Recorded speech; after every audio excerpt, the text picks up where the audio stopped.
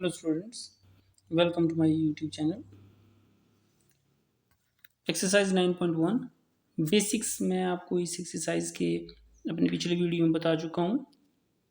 तो क्वेश्चंस करना शुरू करते हैं। आफ्टर दैट हम कुछ एग्जांपल्स के ऊपर भी आएंगे। जो बेसिक स्ट्रेटजी है बेटा इस एक्सरसाइज के क्वेश्चंस को सॉल्व करने की, वो ये है कि आप सबसे पहले स्टेटमेंट जो है वो बिल्कुल धीरज से पढ़ें, मतलब ठीक ढंग से पढ़ना है कि लिखा क्या है, उसका एक आप डायग्राम बनाने की कोशिश करें। और आफ्टर दैट जो जो फंडेज मैंने आपको पिछले वीडियो में बताए हैं उनको अप्लाई करके आप क्वेश्चन को सॉल्व करें। तो क्वेश्चन है, सर्कस का एक कलाकार 20 मीटर लंबी डोर पर चढ़ रहा है जो अच्छी तरह से तनी हुई है। ठीक है, सर्कस का एक कलाकार है जो यहाँ चढ़ रहा है ऊपर की ओर। ठीक है, तो ये बना दिया मैंने, ये ऊपर की ओर चढ़ रहा है, भूमि पर सीधे लगे खंबे के शिखर से बंधा हुआ है। तो ये एक खंबा लगा हुआ है यहाँ से लेके नीचे और ये ऊपर की ओर चढ़ रहा है। ठीक है, तो आपने खंबे की ऊंचाई याद करनी है, आपने खंबे की ये जो ऊंचाई है वो याद करनी है। ठीक है, in English medium a circus artist is climbing circus artist is climbing a 20-meter long rope which is tightly stretched and tied from the top of a vertical pole to the ground. Find the height of the pole if the angle made by the rope with the ground level is 30 degree. See figure 9.11.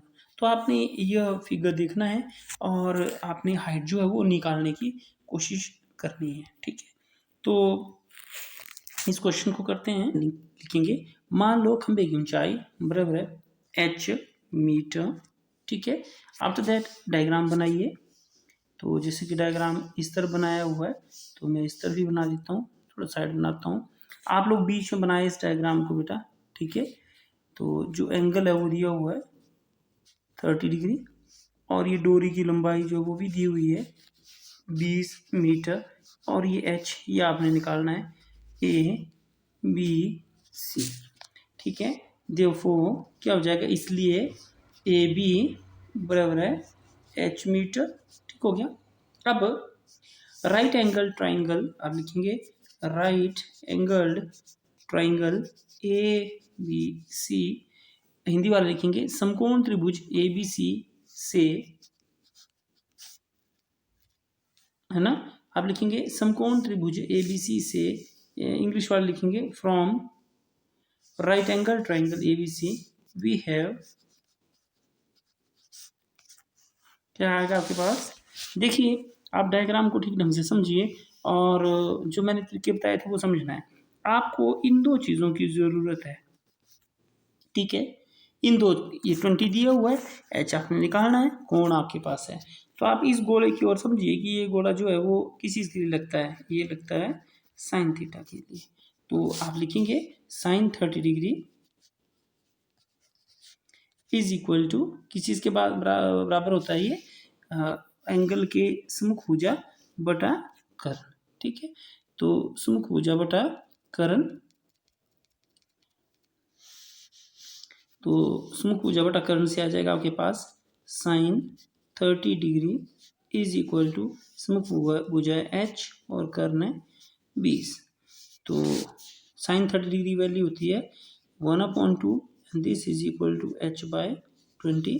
तो ऊपर नीचे गुणा करिए इस तरह से। ठीक है, आपके पास आ जाएगा 2h बराबर है 20 और यहाँ से आपके पास आ जाएगा h बराबर 20/2 और काट के आ गया 10 मीटर। ठीक है, वेरी सिंपल सा क्वेश्चन है, ज़्यादा टफ नहीं है, लेकिन ध्यान रखना है आपका जो डायग्राम हो वो पेंसिल से बनाया हो और बीच में बना हो ना। 5 नंबर का क्वेश्चन है बेटा ये। ठीक है, तो इस तरह से ये पहला क्वेश्चन हमारा खत्म होता है। ओके, क्वेश्चन में आंधी आने से एक पेड़ टूट जाता है। ठीक है, और टूटा हुआ भाग इस तरह मुड़ जाता है कि पेड़ का शिखर जमीन को छूने लगता है और इसके साथ 30 डिग्री का कोण बनाता है। पेड़ के पाद बिंदु की दूरी जहां पेड़ का शिखर जमीन को छूता है 8 मीटर है। पेड़ की ऊंचाई याद कीजिए। तो ये मान लो जैसे इस तरह से हमारा पेड़ है एक और वो जो है वो टूट गया, तो जब टूट जाएगा तो नेचुरली कुछ इस तरह से ये नीचे गिर जाएगा, ठीक है। तो आप देख रहे होंगे कि इसमें हमारे पास एक समकोण त्रिभुज बनेगी इस तरह से। तो ये वाला एंगल जो है बोला वो है 30 डिग्री, और पेड़ के ये जो जहाँ शिखर छू रहा है ये वाली दूरी भी दी हुई है, कितनी, ये दी है 8 मीटर, ठीक है। तो शायद डायग्राम आपको समझ आया होगा कि किस तरीके से ये टूटा हुआ है।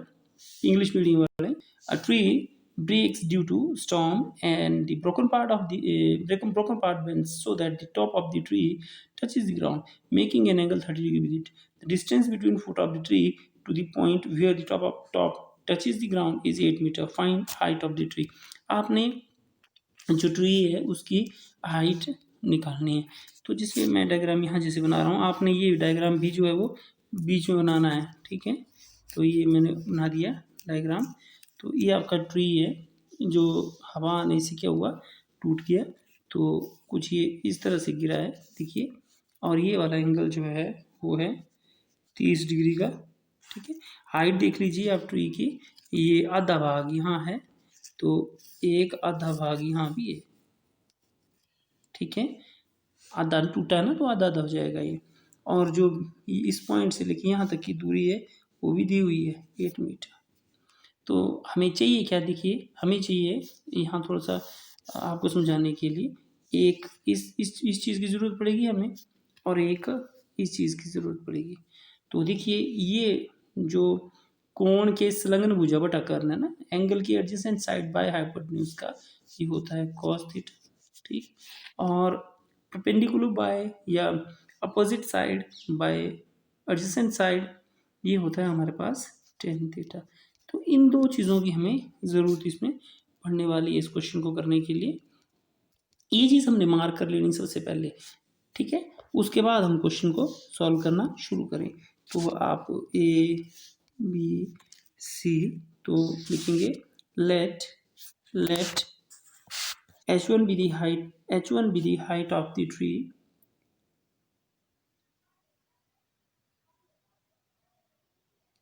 h1 be the height of the tree standing on the ground, and h2 be the other part of the tree touching the ground। Hindi वाले लिखेंगे, मान लो h1 सीधे पेड़ के सीधे भाग की ऊंचाई है,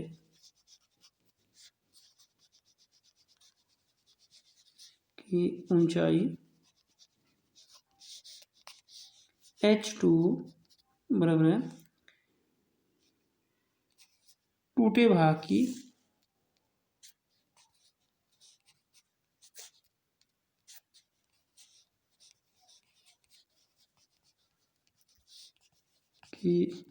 लंबाई, ठीक है। ये हमने लिख लिया। उसके बाद इसलिए therefore क्या जाएगा, आ जाएगा आपके पास h1 is equal to B C, h2 is equal to A C, ठीक है। अब आप चलिए, अब देखेंगे आप समकोण त्रिभुज ए बी सी में in right angled triangle A B C क्या क्या आ जाएगा आपके पास, आएगा cos 30 degree is equal to A B by A C. तो cos 30 डिग्री की वैल्यू होती है √3/2 बराबर ए बी है 8 और ए सी है h2, ऊपर नीचे गुणा करिए, वर्गमूल 3 h2 बराबर 2 को 8 से मल्टीप्लाई हो जाएगा तो 16। नेक्स्ट स्टेप पे h2 बराबर 16 डिवाइडेड बाई √3, ठीक हो गया। तो h2 आ गया आपके पास 16/√3। अब दूसरे भाग की बात करते हैं जो हमने टेंजेंट के लिए अप्लाई करना है, जैसा कि मैंने आपको समझाया। तो tangent 30 degree is equal to B C by A B, और टेंजेंट 30 डिग्री की जो वैल्यू है वो होती है 1/√3। This equal to B C की वैल्यू है h1 और ए बी की वैल्यू है 8, ऊपर नीचे गुणा करिए, 103H1 बराबर है कितना आ जाएगा 8। तो यहाँ से आपके पास H1 आ गया 8 डिवाइडेड बाई 103। ठीक है, तो H1 और H2 हमने निकाल लिया। अब आप लिखेंगे total height of the tree, वृक्ष की या पेड़ की कुल ऊंचाई। ठीक है, तो टोटल हाइट ऑफ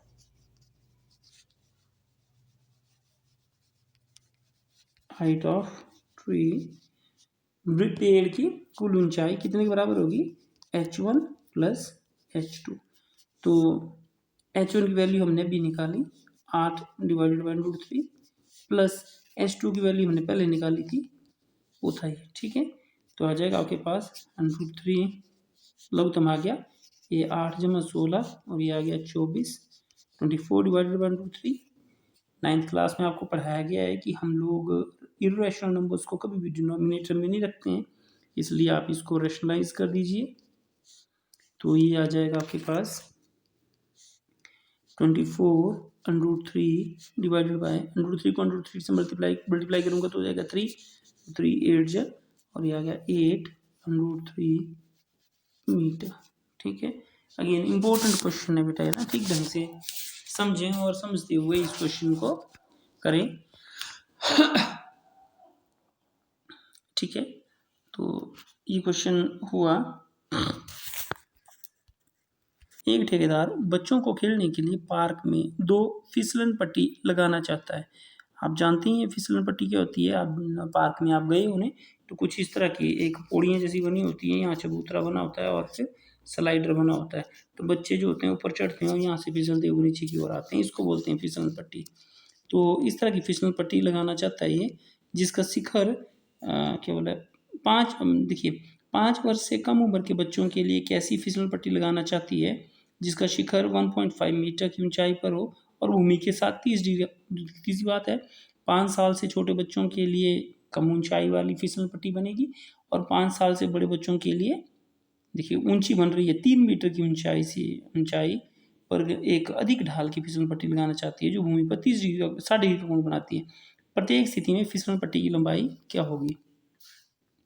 तो इंग्लिश में contract plans to install 2 slides for children to play in the park.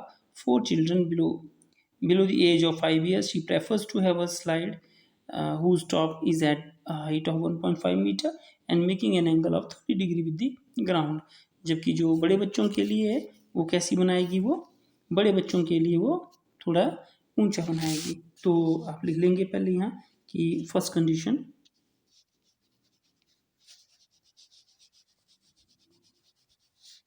ठीक है, फर्स्ट कंडीशन में क्या बनाना चाहती है, वो एक फिसलन पट्टी बनाना चाहती है जिसकी ऊंचाई कितनी हो 1.5 मीटर। तो यह आपके पास जैसे ग्राउंड पे आ गया और जो ग्राउंड के साथ कितना डिग्री का एंगल बनाए 30 डिग्री का। आपने जो स्लाइड है ये जो फिसलन पट्टी है आई थिंक इसकी लंबाई ज्ञात करनी है। तो जैसे मैंने मान लो ये L1 ले लिया, तो नाम दे देता हूँ इसमें ABC। ठीक है, तो आप लिखेंगे कि let BC equal to height of slide AC is equal to, इसको आगे लिखना चाहे तो लिख सकते हैं आप 1.5 metre, AC equal to length of slide and is equal to L1। ठीक है, इन द्वारा लिखेंगे, मान लो BC बराबर है फिसलन पट्टी की ऊंचाई बराबर 1.5 मीटर, AC बराबर है फिसलन पट्टी की लंबाई बराबर है L1। ठीक हो गया। अब फ्रॉम ट्राइंगल, वही राइट एंगल ट्राइंगल, सॉरी ना, राइट एंगल ट्राइंगल ABC आप लिखेंगे समकोण त्रिभुज ABC से। देखिए यहाँ भी आपको चाहिए क्या है, आपने L1 ज्ञात करना है, आपके पास गिवन क्या है, देखिए ये वाला चल रहा है गोला है ना, ये हाइट दी है, निकालना है आपने, तो ये कौन सा होता है हमारे पास साइन थीटा। आपको समझाने के लिए बता रहा हूँ कि क्यों साइन लिया मैंने यहाँ। ठीक है, तो आपके पास साइन आ गया, आप लिखेंगे साइन 30 डिग्री बराबर है कितना आ जाएगा, बी सी बटा ए सी। बी सी की वैल्यू कितनी है 1.5 और ये L1। साइन 30 डिग्री की वैल्यू कितनी आती है 1/2, ऊपर नीचे गुना करनी है हमें, तो वो आ जाएगा आपके पास L1 बराबर 1.5 मल्टीप्लाइड बाई 2। तो 1.5 का दुगुण कितना होता है 3 मीटर, तो L1 आएगा आपके पास 3 मीटर। ठीक हो गया। अब आएंगे सेकंड कंडीशन के लिए। ठीक है, तो ऊपर आप लिखेंगे सेकंड कंडीशन,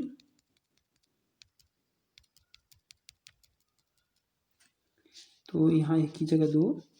ठीक है, और इनके नाम कर देता हूँ मैं चेंज। तो जैसे कि इनके नाम मैं करता हूँ चेंज, ये हो गया आपके पास सेकंड कंडीशन, और यहाँ ये ABC ले लिया हमने, D E F ले लिया, और अब ये है 3.0।